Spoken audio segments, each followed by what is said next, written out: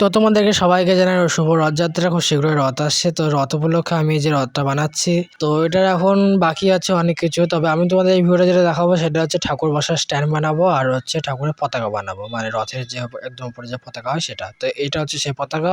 তো এই দেখো আমি বানানো হয়ে গেছে, খুবই সহজ, বেশি কিছু না। তো এবার যেটা তোমার দেখাবো সেটা হচ্ছে ঠাকুরের স্ট্যান্ডে কি করে সাজাবো এই যে, এবং এই যে রথের চাকা লাগানো থেকে শুরু করে পুরো যে স্ট্রাকচারটা বানাচ্ছি এটা আমি এখনো বানিয়ে উঠতে পারিনি। তো সেটা ভিডিও খুব তাড়াতাড়ি আসবে বানানো হয়ে গেলেই, এবং তোমাদের এখন যেটা দেখাচ্ছি যেটা আমার হয়ে গেছে। তো এখানে আমি এই যে দেখতে পাচ্ছ সুদর্শন চক্রটা বসিয়েছি এবং ঠাকুরও বসাবো। তো ঠাকুর ভালোভাবে বসে যাতে না পড়ে যায় সেটা ব্যবস্থা করছি এই যে এইভাবে। যে দেখো এখানে জগন্নাথ ঠাকুর, বলরাম ঠাকুর, সুভদ্রা ঠাকুর এবং সুদর্শন চক্রের এরা চারজন থাকবে, এবং দেখো চারজনকে একসাথে কি সুন্দর লাগছে। আর আমি যে রথটা বানাচ্ছি রথের মধ্যে গানের বক্স সেট করবো, গানও বাজবে। আসলে ভেঙে করে শক্ত করে লাগাইনি, তো ওই জন্য পড়ে গেছে। একটা শক্ত করে লাগালে পাওয়া যেত, লেগে যেত আর পড়তো না। যাই হোক এই হচ্ছে ঠাকুরের মালা। তো দেখা হচ্ছে অন্য কোনো ভিডিও। টাটা।